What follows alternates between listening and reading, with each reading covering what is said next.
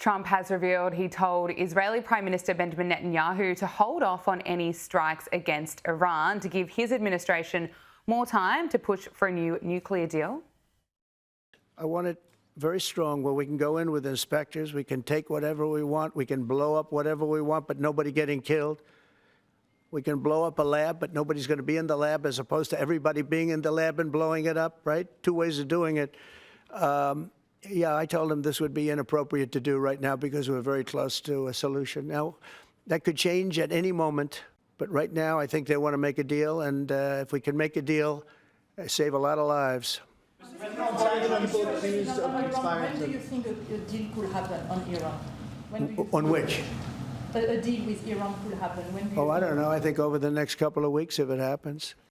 And as we just heard, Trump says he believes an agreement could come together over the next couple of weeks. Do you see that happening? Probably not. He thought there'd be a deal in Ukraine. He thought there'd be a deal in Gaza. He thought there'd be a deal with Hamas, the hostages, etc. Look, he puts a massive amount of store on personal relations, and in the end, a lot of leaders know that he's only there for 4 years. This is a long game. The Chinese taught us years ago, plan for decades ahead. Don't worry about something immediate. So the same with North Korea. He tried to do deals with Kim Jong-un, etc. The Iranians are playing a long game. They've held control. The mullahs have held control since the revolution. 4 decades ago.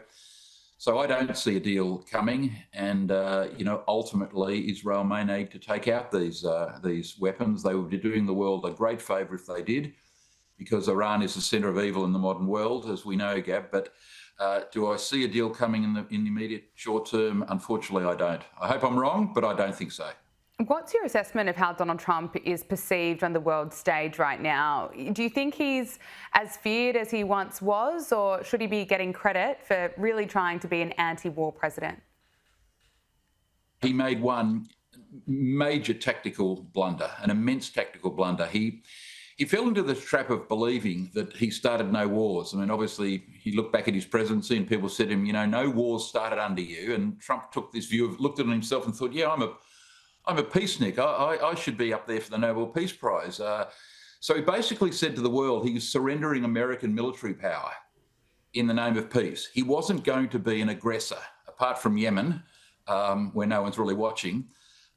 He doesn't want to commit American troops, and we saw that recent speech the other day by the Vice President, saying that soldiers come first. So Trump appears to have surrendered his military power, Army, Navy, Air Force, Marines. They've got the best weaponry in the world, the most advanced weapon in the world.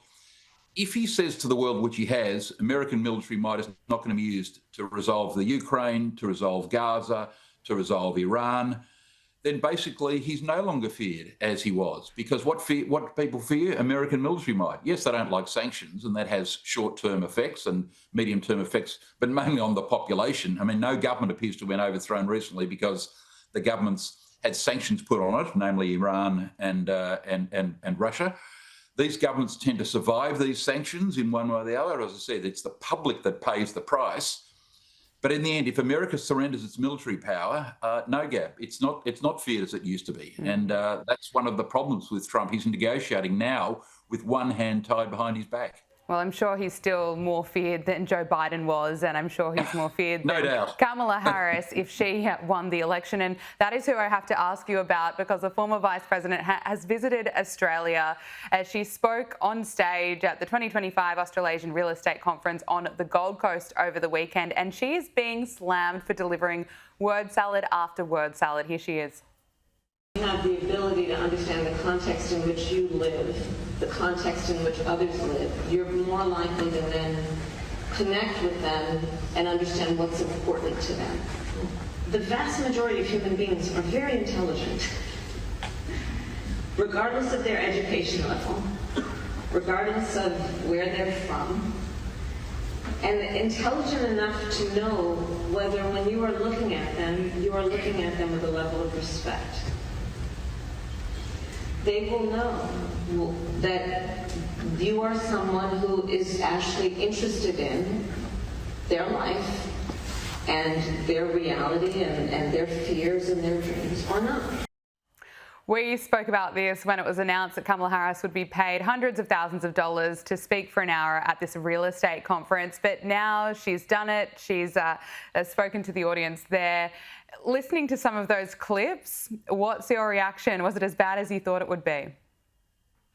I think it's worse. I mean, what vacuous babble that is, but that's what she's known for. I mean, let's be frank, she was a circus act at this conference. She wasn't there to enlighten the Australian property industry about payroll taxes, building costs, over-regulation, planning approvals, building approvals, the shortage of contractors, the price of materials, stamp duty, et cetera, et cetera. These are the things that are of real interest to real estate agents who were at that conference, thousands of them, and people in the building industry. She comes along and gives this, as you say, word salad, this vacuous babble. I mean, she was just a circus act. Let's be frank. No one learned anything from her speech. She was there for pure entertainment purposes, but, you know, good on her. I gather she got $500,000 for that speech. If she can get $500,000 for saying that, I would have done it for $400 myself. Okay. And I know something about the property industry. So, no, what a waste of space. What a waste of space. Michael Kroger, we have to leave it there. Thank you so much for joining us on Power Hour. Thanks, Gab.